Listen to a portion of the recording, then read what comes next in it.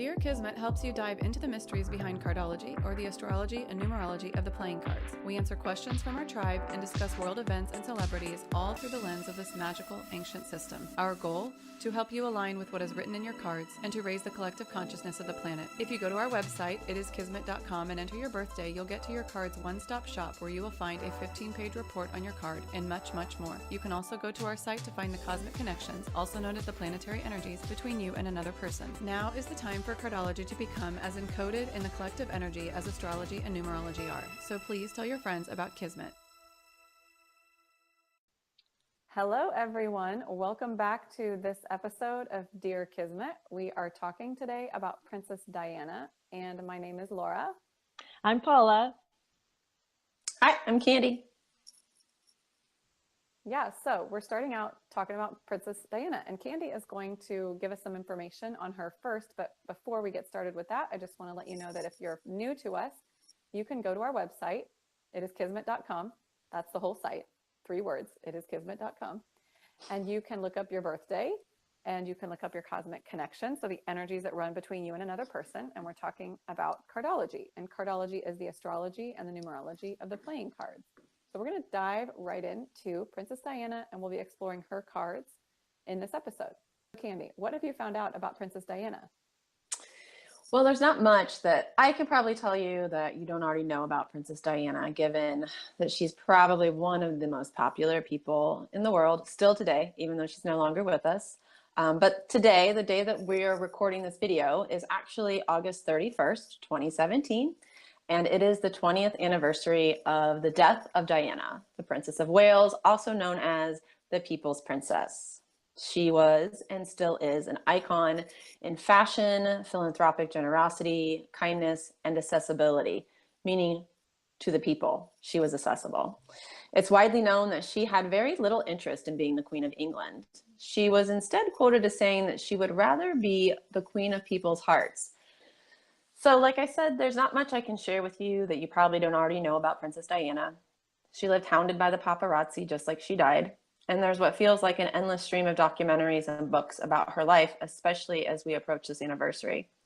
What I can share, though, is my personal connection to her. I remember in February of 1981, when her engagement to Prince Charles was announced to the world, thinking, really? She's marrying him? He seemed way too old for her, and she seemed way too beautiful for him. From the very beginning, for me, it felt a bit off. Like these two people weren't jiving. And the books, the films, the documentaries, we know that the relationship was off for both of them. But for a union that was plagued from the beginning, the results were truly beautiful. I mean, she had 2 amazing children, Prince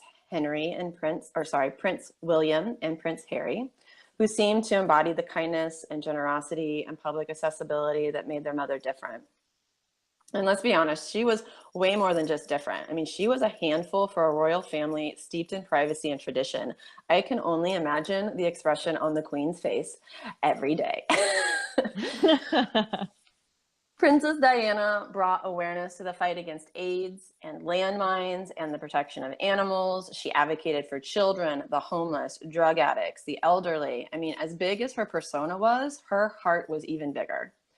And as transparently as she lived her life, often not by choice, her death is still cloaked in secrets with unanswerable questions and swirling conspiracies that may go unanswered forever. I remember so clearly the night I learned of her death. I had come home to visit my grandmother and had gone out with friends. And when I walked back into the house that evening, my aunt, who was also visiting my grandma, was sitting in front of the TV. It was late. I mean, late enough that I wasn't expecting anyone to be up.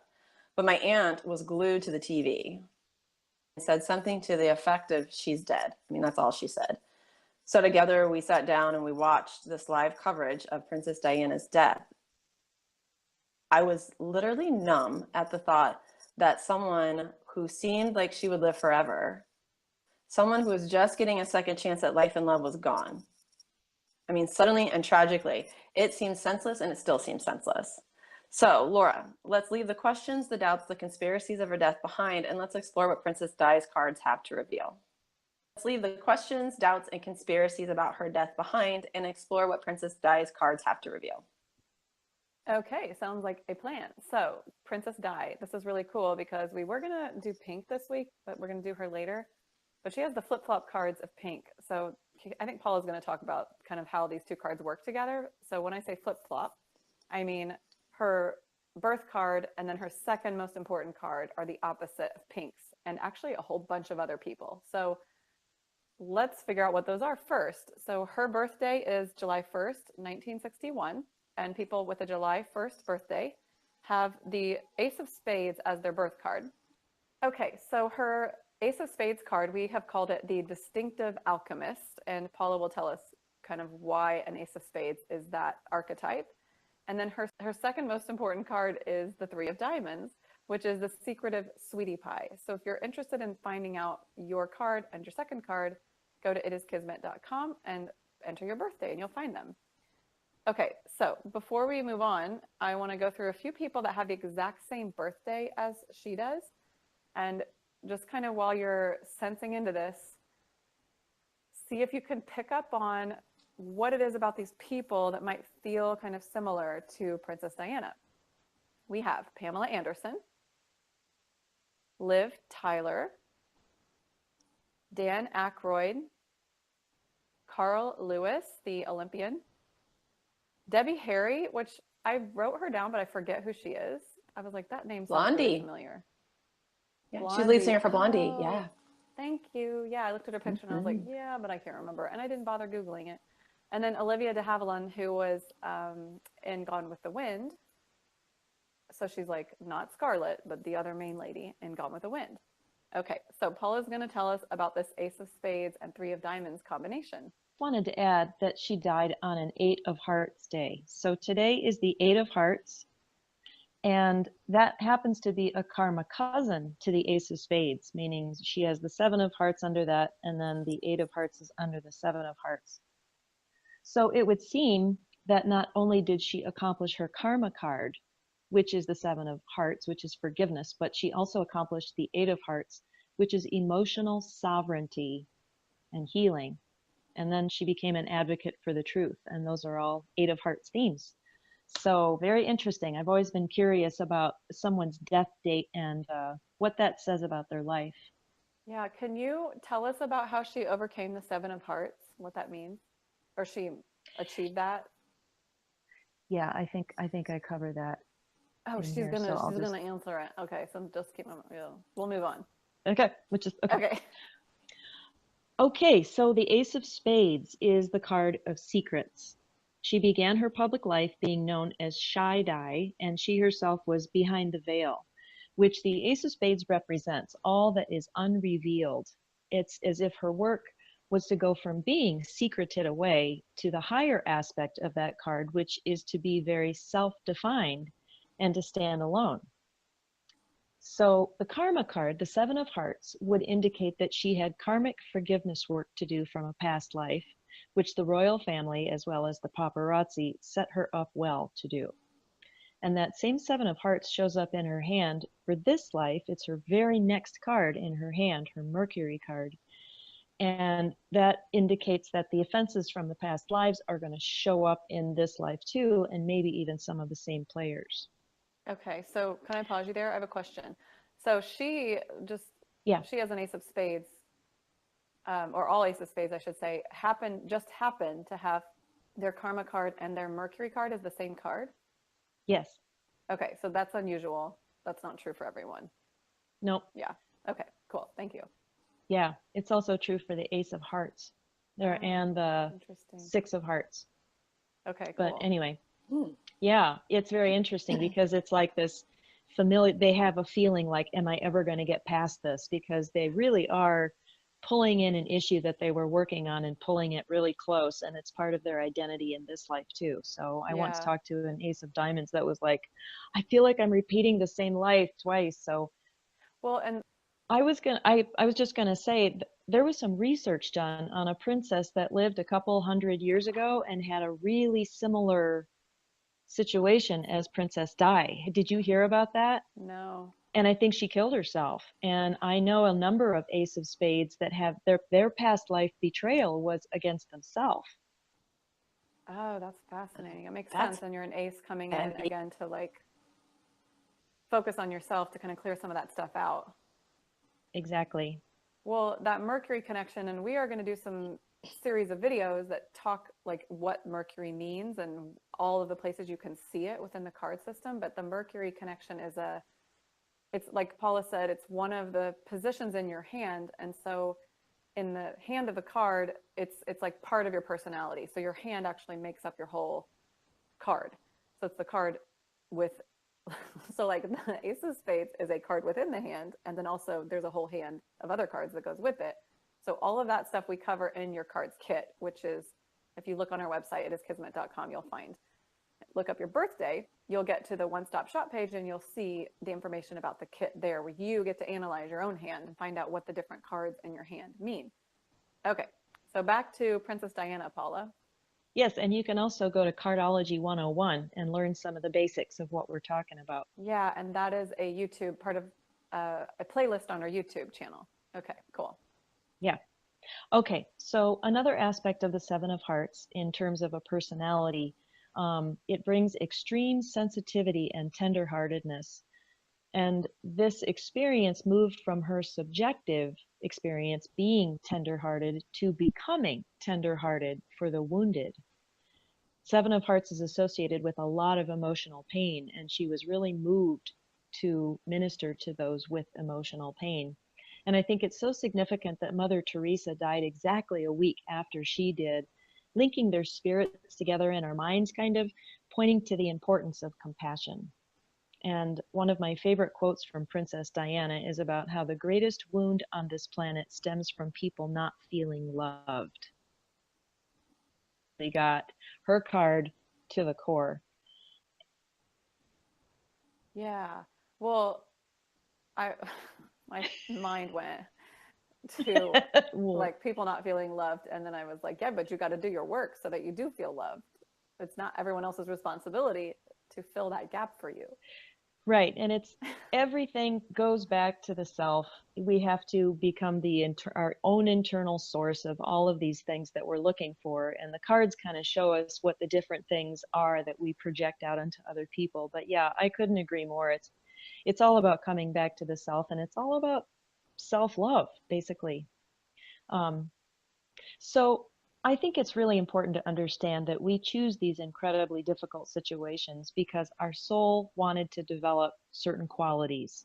And it's easy to think of Diana as a victim, but she wasn't. Her soul had objectives. And granted, this is my belief system, and this is how Kismet works with the cards, are with these underpinning beliefs. So, yeah. But anyway, I believe her soul had objectives and she triumphed. Yeah. She triumphed beautifully. So, Okay. Yeah, Paula, that whole thing about choosing your birth card is really interesting because Candy and I had a workshop at Treehouse, which is Candy's yoga studio in Indianapolis, last night through a really cool series of synchronistic events uh, about the Mayan calendar. And so we had visitors from Mexico, a man that tours around Mexico teaching about the Mayan calendar came and they did a bilingual workshop. And he said the same thing. Basically, the idea is you actually, as a soul, as an energy, pick your parents, try to give yourself the best kind of opportunity to get the parents that you need for the purpose of your life, for the lessons you're trying to learn, and you try to like make all that happen 260 days before you're born. 260 is a really important number for this calendar, and 260 is really approximately the number of days a woman is pregnant. It's not 9 months, it's always a little bit less than 9 months. So the theory there is also you pick the day you're born so that you have this parameter set up to work with so that your soul can work through these lessons. So it's the exact same kind of idea as the card system. oh, Yeah, and I love the way he said it too, and it may have been lost a little bit in the translation because the workshop was delivered in Spanish, and then the son was interpreting. Soul, you're not just What? picking your parents, but you're picking, okay, of the people all having sex and making love tonight, like this is the date that I need to be born. Who am I most likely to now set myself up for? So it's almost like there's just this like scanning of, okay, who's going to get it on tonight? Yeah. Okay, because this is the card I need. This is the soul I need. This is the work I need. Boom, winner. Right. Here I And come. yeah, that's so funny. And the other thing they said was Venus takes 260 days to travel through around the sun. Sun. Hmm. So Oh, that's the same, like wow. Venus would be the planet of love and sex and even motherhood. Isn't Wow. that cool? Fascinating. That is Yeah. so Just interesting. dropping knowledge on you guys. Let's talk Uh, about sex, baby. Baby. Awakening. Okay. Okay, so do you want to go on to the Three of Diamonds? Yeah. Okay. So her planetary ruler, meaning her other card that is significant in her hand, and it is made significant because of her astrological sign. So as a Cancer, her moon card is the other card. So the Three of Diamonds is her moon card. From the example of Bernie Sanders and Donald Trump, those are people whose main card is the Three of Diamonds. We can see that this is the card of the revolutionary. The Three of Diamonds doesn't start out that way, though. They feel indecisive, kind of tender, and somewhat insecure. In fact, our name for them is the secretive sweetie pie. So they get the secret part from the Ace of Spades, but they have a very sweet nature. Their insecurity about money can also translate into feeling like they themselves are not enough. And I remember hearing something about, well, it was an interview, and Princess Diana was talking about her bulimia, and her struggle with that. And I think that is a real demonstration of that feeling not enough. Yeah. So this quality will also show up in relationships as being really caretaking and codependent. Within karmic relationships, that's another theme of the Three of Diamonds. It's been called the most difficult life path, and this is due to the Jack of Hearts in the Saturn position, among all the other shit. They will experience situations where they must make a great sacrifice for someone else, and it's usually a child. And we can see this certainly in the case of her children, but she turned the martyr energy that one could go in that direction with the Jack of Hearts, and she turned that into her mission, her Christ mission.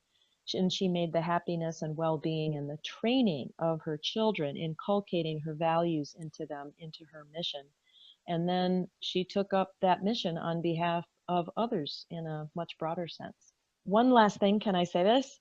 Yeah. Like, as I'm thinking about like the whole big picture and these daily readings that I've been doing and the incredible themes and consistency, the continuity of what is it that we're working on, this really comes into play. I think that the collective is really needing to look at these particular energies that we're talking about today. So, in one form that comes as the eclipse, the Five of Clubs, which sits just behind the Three of Diamonds. So it's right in there with these same issues. And also Princess Diana now, she's in our face, and Donald Trump is constantly in our face. So I think we're really being called as a collective to look at sovereignty and to have Princess Diana in our consciousness is to really grasp what the highest vibration of that sovereignty looks like. So we may not all be princesses, but in a sense we are. We are all in the position of power if we choose it. Yeah. Yeah, and I think the other thing that's in common there is they both, being Princess Di and Donald Trump, have exceptional grasp of how to use the media. So as much as we see Princess Diana as kind of the victim, she got really savvy really quickly, especially when her marriage started to fall apart and she could feel the fact that I think the royal family didn't support her and she wasn't going to have the support of her marriage, that she kind of had to start taking care of herself. I mean, she had to step into that queen of herself role, and she started using the media for purposeful reasons. I mean, she would alert them to where she was going, and she would let them know where she was going to be, and she would leak stories to keep herself in the media so she didn't quote unquote disappear, which I think also ties back to that whole concept of struggling with bulimia, right? It's